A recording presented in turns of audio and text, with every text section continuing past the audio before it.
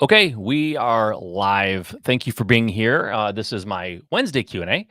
Surprise, surprise, it is Wednesday, 7 p.m. Eastern Time. We're here for you, 4 p.m. Pacific, to answer your real estate questions. I am live on all the platforms that matter. Instagram's a little tricky, but I am on Instagram now, live. So if you want to ask questions on Instagram, you can do that, or you can hop on over to Facebook, or you can hop on YouTube, whatever you want to do, right? Wherever you are, go ahead and pop your questions in the chat, and I will try to answer them. Instagram's a little different. I have help on the back end with all of my chats and everything that's going on so that I can just pay attention to what I'm talking about. Instagram's a little different. I have to monitor that. So I'll be trying to check Instagram as we go here. So if you're on Instagram, you're asking questions, please be patient. I'm going to try to get over there and make sure I'm addressing you guys too. But we get these questions sent to us every single week via email, via DMs, via everything. Right? People just reaching out, asking questions, and I try to answer them. Inevitably, I get questions about how to get leads, how to get more leads, how to drive leads into your business. We know right now we are in a seller's market. Whether or not you're the person who believes we're in a recession, or that we're going into recession, or that house prices are going to fall, that the market's going to change, it's going to crash, whatever you think, it doesn't matter. Right now, most people will agree, most everyone that I know, and a lot of experts who are paid to know, still say we are in that seller's market. We're still kind of at the top of the market. It's slowing down, it's cooling off in a lot of areas. It may even be starting to drop slightly, but under no circumstances have I talked to anybody yet who said prices are dropping, or that it's starting to crash. I don't see that. So the question that I get is, should I start investing in this market, or should I wait? It's too hard to find deals. I've done a few deals and I can't find more. Maybe you've done a ton of deals and you're struggling to find more deals. Well, I can tell you this. I know hundreds of real estate investors, and I know dozens that I would consider to be incredibly successful, multi seven figure, over the last 5, 10, 20 years, like really sustained success in real estate. And all of them will tell you that they've gotten the vast majority of their deals from direct mail. Direct mail is just a fantastic way to find deals, a fantastic way to get deals, a fantastic way to grow your business. Now, it's not the only way to get deals. I'm not trying to suggest that. But if you think direct mail is dead or that it's ineffective, I would say you're wrong. I would challenge that. I just know too many people in too many different states all across the country who are using direct mail successfully. And I am one of them. I have used direct mail over the last 6, 7 years to get over 500 deals, and seven figures plus, like multiple seven-figure deals over that time. And what I've done for you, because I get this question all the time, and I show people how to do direct mail, and I'm happy to do that, but it's always a one-on-one thing. And I always get the feedback like, hey, that was great. I'm getting deals. I just got that message just this week. Hey, I did exactly what you told me to do. And now I'm getting these leads, I'm getting these contracts, and now I'm looking for money. And right, they go on to the next thing. So what I've done for you is I've put together a program called Winning Direct Mail. All right. Because I know how to win the direct mail game, and I want you to win the direct mail game. And so if you go to my website, it's on the screen if you're live. And if you're on Instagram, I'll tell you what it is. You can go to MikeSimmons.com/winning direct mail. That's MikeSimmons.com/winning direct mail. It is a free video course. It's like a mini course. It's not super long. It's not going to be, dozens and dozens of hours and something that sounds daunting. Because to be perfectly honest, if someone said, I've got this course for you, it's going to be awesome, but you have to sit through 15 modules that are 3 hours long, I would just go, shoot me in the head now. I'm not going to do that, right? I don't have that kind of time. I'll figure it out, or I'll find a shorter version of what you're trying to give to me. This is not that extensive. It's not that long. It's very, very doable. It's 5 videos. And I would say on average, they're like 15, 20 minutes. One of them I think is a little bit longer, and some of them are a little bit shorter. But it's very consumable in a short amount of time.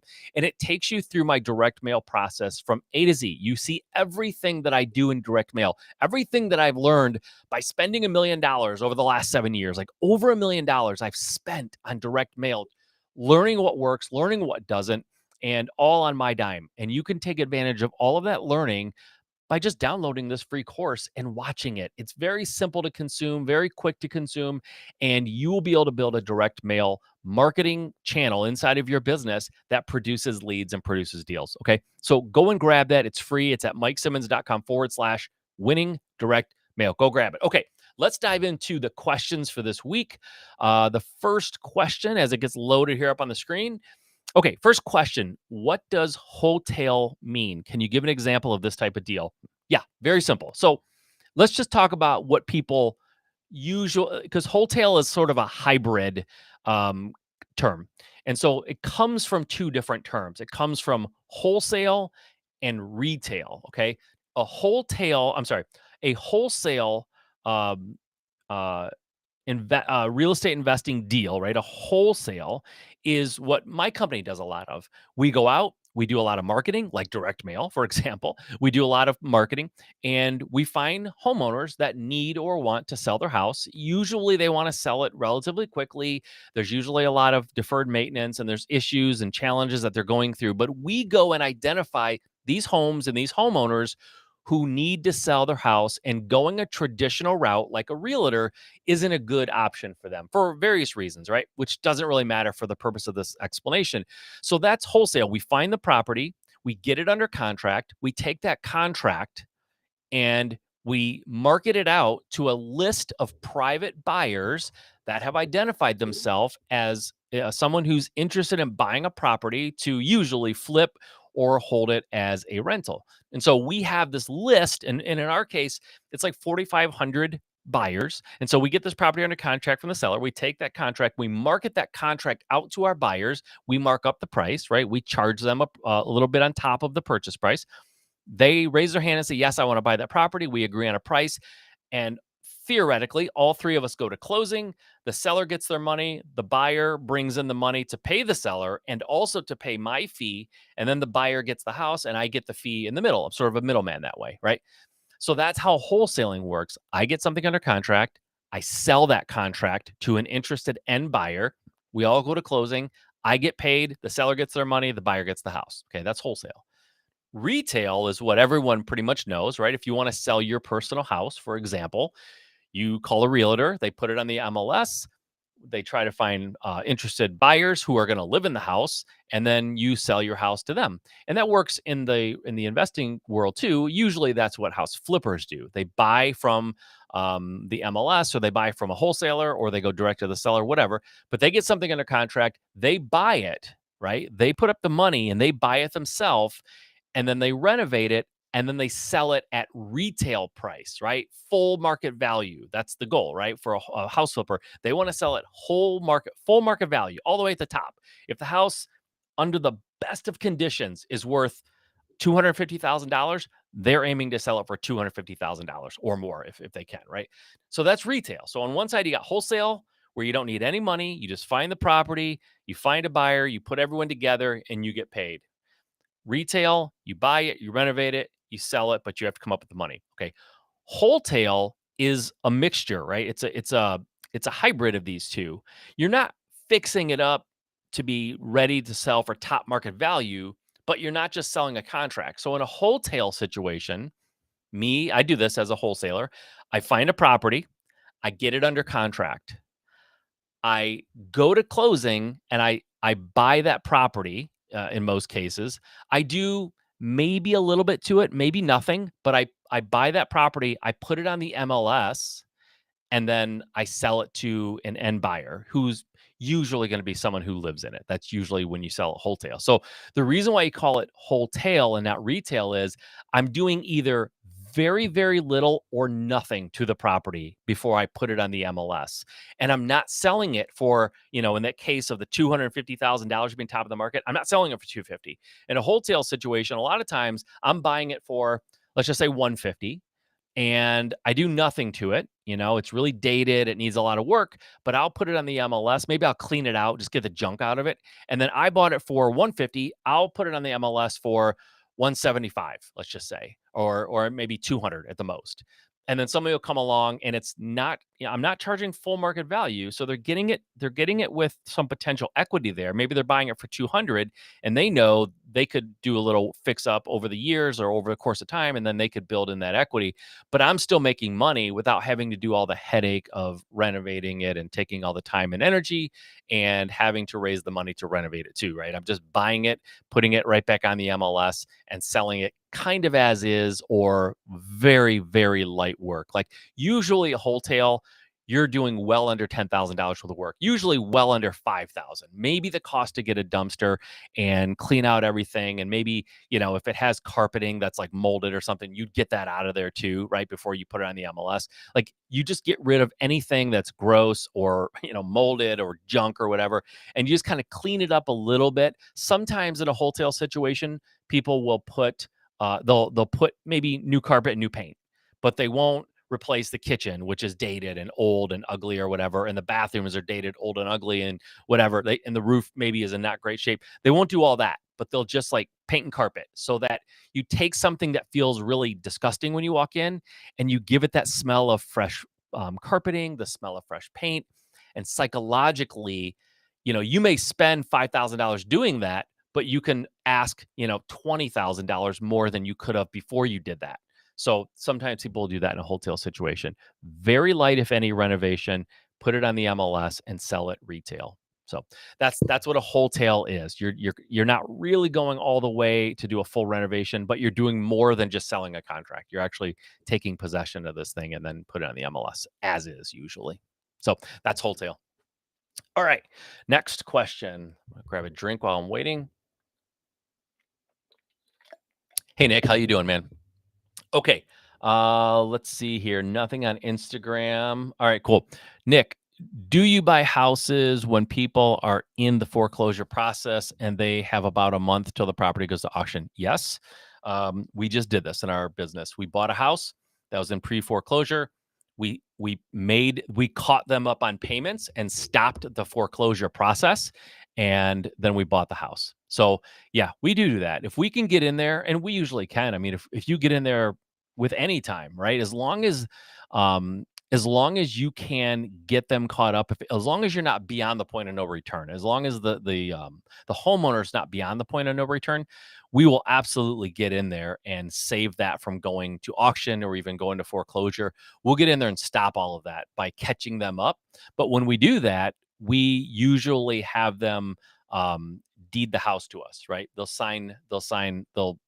quit claim the house to us. And so we own it. We don't record it right away because we want to get the house caught up first in their name. Once we stop the foreclosure process, then we can record that quit claim deed and go through and buy their house. So that's how we protect ourselves, by the quit claim deed. But we have done this recently. We caught somebody up and then bought the house, and it was a good situation for us because they didn't want to ruin their credit. They didn't want to go through that whole foreclosure thing, and so we were able to come in and stop all that and save their credit and also get a good deal on a house. So yeah, we absolutely will do that. I mean, I think a good real estate investor, for the most part, will do whatever they need to do. Everybody just has a different threshold of pain that they're willing to endure for a deal.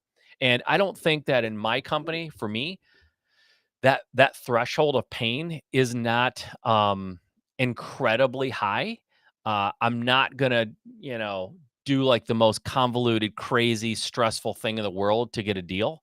But we will do some stuff, and I don't consider this to be a huge pain. So yeah, I think that we should do whatever we need to do as investors because that's how we ultimately grow our business and we succeed. We don't just always take the cream off the top, right? Sometimes we have to do other stuff. Okay, real quick, I got a question here from Detroit Investor. Do you still do your podcast? Do you ever listen to my podcast? Yes, I do my podcast. It's done every single week. I've been doing it since 2013. Absolutely. And if you haven't subscribed and if you haven't given me a rating or review, please do that. Okay. But Detroit Investor says, how do I apply to be on your podcast? You can send me an email at mike@juststartrealestate.com. That's mike@juststartrealestate.com. Reach out. Tell me that you saw me on Instagram. Give me some background on who you are. I'll be perfectly honest. We get requests all the time, every day, by tons of people, and we turn most of them down. I just have to at this point. There was a point years ago where anybody who asked, I would have them on the podcast. But We can't do that now. We just have too many people asking, and so there's a lot of no's. So, but reach out, tell me why you think it would work, and I would suggest if you haven't already, listen to a bunch of episodes so you kind of understand the podcast. And if you think that you would be a good addition, if you think that you'd be a good guest and you bring something that would be good for my audience, just send me an email, let me know what that is, and we'll take a look at it. So cool.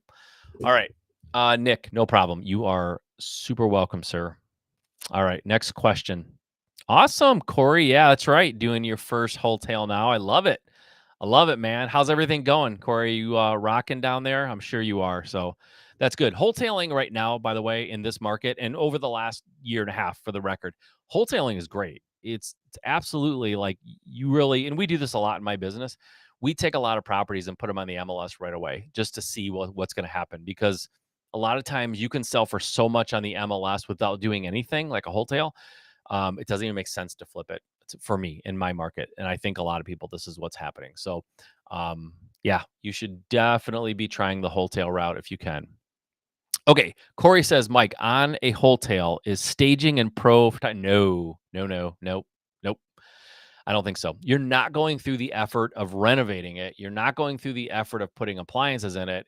Like, you're pretty much just buying it and throwing it on the MLS as is, or cleaning it out, doing some light clean out, or if they were a hoarder, maybe a little more clean out. But nope, no, no, no. Don't stage it. Don't do pro photography. Go in there with an iPhone, take some pretty good pictures, because the idea is to get it up there and go down and dirty quick, right? Get it up and just take advantage of this hot market. We're in the summertime. Like, it's about as hot as it's going to get right now for a while. So I say no, don't worry about all that stuff. Now, if it doesn't sell, then maybe you got to go a step further. Maybe you do want to renovate it. Maybe you do want to stage it, right? But I say the spirit of a wholesale deal is you don't do all that stuff. You don't go the extra mile to stage it and pro photography and renovations and all that, right?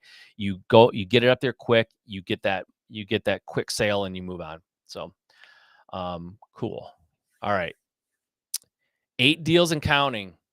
Woo! I would like to think that I had some hand in that. I didn't have everything to do with it, but Corey and I have been talking and trying to help him grow his business and get through some challenges and stuff like that. So I'm super psyched, man. I'm happy to even just have seen your progress. So that's awesome. Congratulations. You deserve it. You're a good guy. You're a hard worker. You got a good shoulder and a good head on your shoulders, and you're a good investor. So way to go, man. Proud of you. All right. Next question. My husband and I are ready to start looking for our first property, but we can't decide between a vacation home versus a single family home nearby that would have regular renters all year long. Thoughts? If you want if you want steady rent checks all year long, then I would suggest a single family home nearby. If you want maximum ROI and the ability to have a property that is a true business, like a little mini business that has the ability to produce far more than a long-term rental, than single family home. But realize there's a big difference between a long-term and short-term rental. A long-term rental is a little bit set and forget, especially if you use management.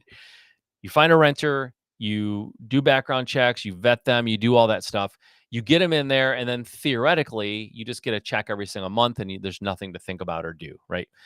Short-term rentals can produce higher revenues. They can be more profitable for sure, but they also require more work. Every 2 to 5 days, maybe 2 to 3 days even, you have turnover. You have to have someone go in and clean. You have to, welcome new guests. You have to answer some questions over and over again about, where do I find towels? Where's the extra hand soap? Like, what's good around here to eat? What are the restaurants like? You're running like a bed and breakfast basically. That you don't have to be there. You don't have to make them breakfast, obviously, but you're running a hospitality business with a single family rental. It's in every week. Most days you have to be on it. You have to be doing something, and you have to be working to produce this income. You can also use a management company for single family rentals, or short term rentals, I should say.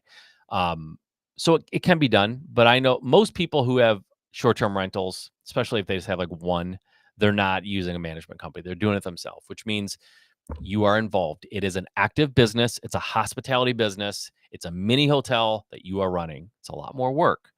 If you don't want that work, if you want it to be much more passive, then I would suggest the single family house nearby. Get renters in there, 12-month lease, 24-month lease, and just collect checks and be done with it. That's so it really depends on your lifestyle and what you're looking for. If you're like, hey, I'm only going to buy one house ever as a rental, ever, and I need to get the most out of that house. I need to squeeze every dime possible out of that house. Then it's going to be a short-term rental, and you're going to have a little bit of extra work to do. You're going to run that hospitality business, and you're going to have to be active. But if you're like, nope, I'm going to buy a dozen of these things, and I do not want to be involved with them every single day or every single week. I want them to produce mailbox money for me, and I don't want to have to get super involved.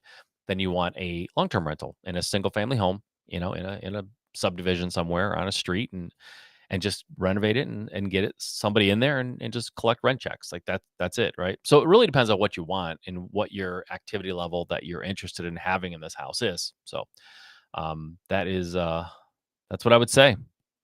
All right. Hey, Jason Smith on Instagram. Let's see, Anna Kolick. I'm not sure how to say that, but hello, how are you?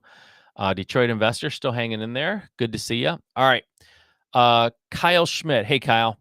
That's awesome. Corey, I'm right there with you. Working on number 9. Yes, I love it. I love to hear. I love to hear my people succeeding. That's good.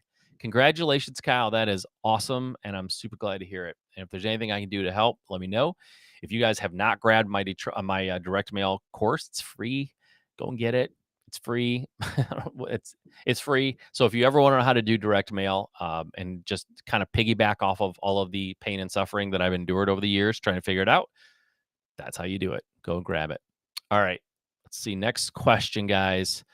Next question. I have a Kyle. Next question is from Kyle live. Hey, Kyle. I have a wholesale deal that I'm trying to dispo, but having trouble finding a buyer. Any tips in a changing market where many buyers are slowing down? Wow, your buyers are slowing down. Here is the my prescription, and we can talk like the rest of the night, all day tomorrow, and for the next month without me taking a breath about dispo. I love talking about dispo.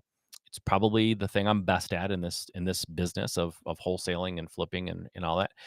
So I have a lot of thoughts on it, but um the remedy for a dispo situation that is not going well, almost always the best remedy is to grow and improve your buyers list. I have buyers on my list, and I don't remember what city you're in, Kyle, but I can tell you this. I don't think we're in a situation right now where buyers are getting out. I just don't think that's happening overall. In my market, we just had a meeting last Thursday. We have meetings every Thursday morning to discuss all the deals and what's going on and get a pulse for my business. And last Thursday, my dispositions manager told me that he has our buyers on our list calling us constantly saying, "What do you have?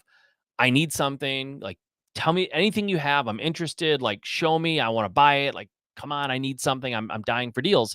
And so I think that's what most people are experiencing right now in their world is that they have more buyers wanting more deals than they can service. So if you're struggling to dispo a deal, it's almost always one of two problems.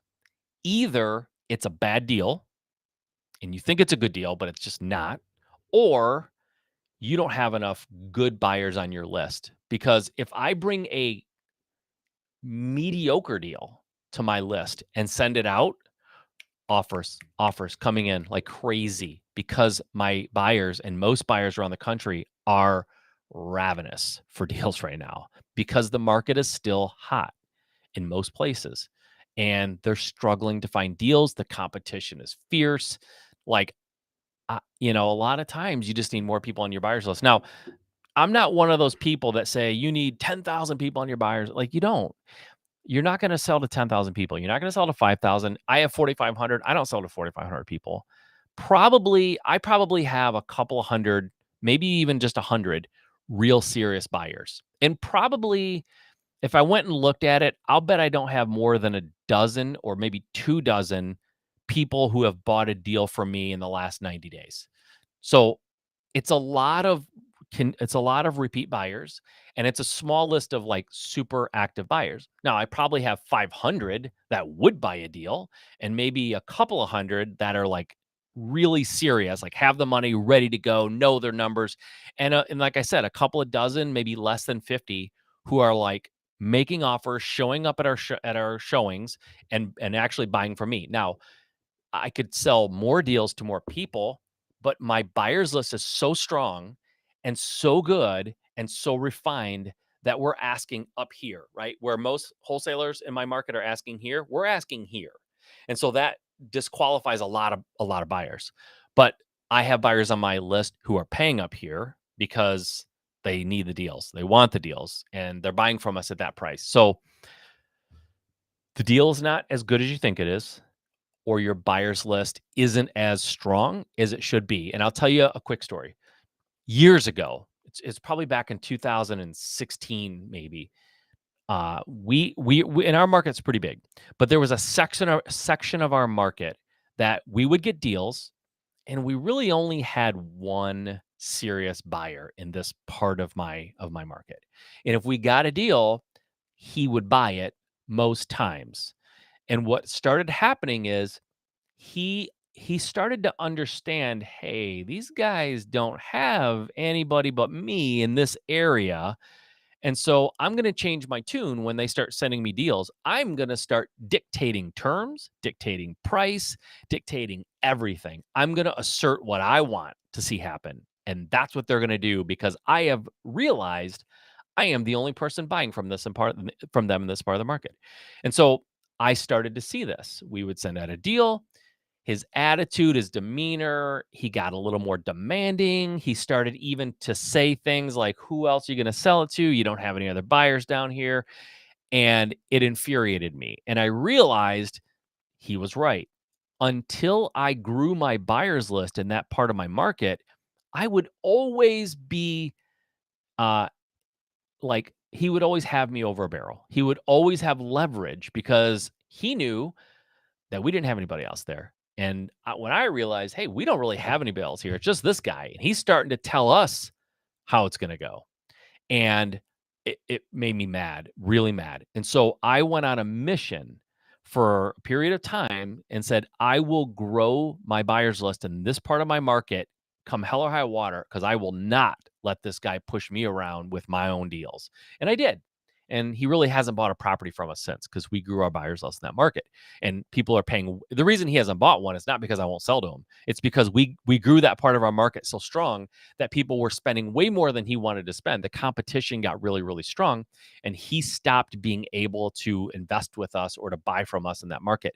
And so we sort of squeezed him out inadvertently. I didn't really mean to squeeze him out, but we did because we just built our buyers list up. So that is a lot of times that's the problem. You have a buyers list that just isn't all that strong. You need more people that are serious. You need to work on that part of your buyers list. Grow your buyers list.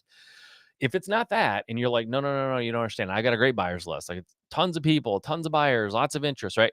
But this deal is not selling. You got to re-examine the deal. It might not be great, or you just paid too much. Maybe the house is fine, but you just paid a little more than you should have. You might have to go back to your seller and renegotiate that price. So everything will sell, and in this market, especially, like 10 years ago, if you were telling me this, my answer might be, man, house prices are dropping so fast. People are freaked out. Like it's hard to sell houses because it was 10 years ago. It was a little harder.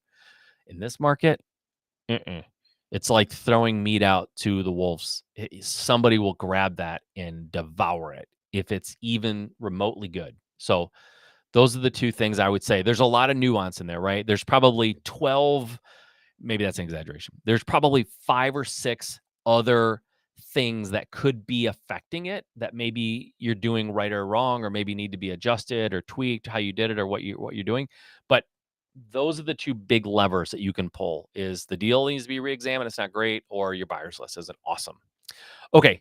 You are welcome. I know I need to work on my buyer's list. Definitely. Like I've said this to many people over the years, and I think that it's true. I examined it on my own. I had a person who worked for me years ago who I let go, and he was a dispo person for me. He was my dispo manager. We let him go. He downloaded and started sending stuff to it. And it's sort of a long, it is an interesting story, but I'm not going to totally get into it here. But I found out that he was doing that. Okay. And there's kind of a cool way I did that, and we can get into another time. But I found out how he was doing it, and I confronted him, and we had this exchange, and I basically convinced him it was not in his best interest to steal my buyers list and that he should delete that buyers list. And he did. But what I realized when all that happened was the value of my company, a wholesaling company, by the way, the value of a wholesaling company, other than if you were going to sell it, obviously the people and the processes, that's important. But the real value, the asset that I have that's unique to me is my buyers list. That's a big deal. That is a huge value in a wholesaling company. And so you a good diligent wholesaler, someone who's really serious about his business, really serious about maximizing profitability, growing, being strong and healthy and in a thriving company. A really good wholesaler will spend a lot of time growing and pruning his or her buyers list. The buyers list is huge, and it's usually almost in most cases it's undervalued or ignored by the wholesaler, by the owner of the company. Not because they don't care or they are purposely trying to hurt themselves. They don't even realize how important it is. They're thinking a lot about marketing, and they're thinking a lot about the front end sales, the acquisitions part. And that's good. You should think about that. But the back end of a wholesaling company is criminally ignored by the vast majority of wholesalers, even the ones that have had success. It's proportionally ignored to their detriment, and so that's a big problem that I love to talk about. But I'm not going to go on too much of a soapbox here. But you're welcome, Kyle. Good luck to you on that. Okay, Corey Lawson, follow up on the wholesale question. Worth having a listing agent for sale by owner, flat fee MLS listing? Yes, it is worth having a listing agent. A flat fee MLS listing is probably the best situation, especially if you're a full-time real estate investor. If you're part-time, if you're working a 50-hour a week job, then I think a listing agent's appropriate because you need someone who's on it. If you're full-time, then a flat fee MLS listing is probably the best way to go. For sale by owner, you could try it. But again, the spirit of a wholesale deal is we don't do anything to the property. We get it on the MLS. We get as many eyes on it as humanly possible and sell it for the most we can possibly get in its current condition on the MLS. Go turn and burn. So for sale by owner, you're kind of cutting yourself. You're kind of chopping yourself off at the knees a little bit, in my opinion. I'm not saying it wouldn't work. I'm not saying it's not a way to do it. It is. But my opinion, since you're asking, and this is my Q&A, I say listing agent, if time is an issue for you, if you have time to answer calls and to show the house and to be on it, then flat fee listing is probably the way to go. So good question, though. Okay, I think we're going to cut it off for the night unless anybody has questions live, a follow-up question from Kyle or Corey or anybody else who's watching live. Going once. You got to be quick because Angela behind the scenes has to post it up for me. I don't see it. Going twice. No questions. Okay, guys, I'm going to call it for the night. This was really fun. A very good one. I appreciate Corey and Kyle, you guys being here live, asking questions. You're welcome, Corey. You're the man. I appreciate you guys being here and asking questions live. It's a lot of fun when we do that. I love answering the questions you guys sent in, so no worries there. But I get a little energy from the folks live here asking questions back and forth because we can clarify things when you're live. So thanks for being here, guys. Thanks for doing this. Again, one last time, it's a free course. It's on direct mail. I've made millions of dollars in direct mail, and I'm trying to help you guys do the same thing. And I can't do anything but create something with blood, sweat, and tears, and then just give it to you for free. That's the best I can do. I can't think of any way to make it easier for you. Go and get it.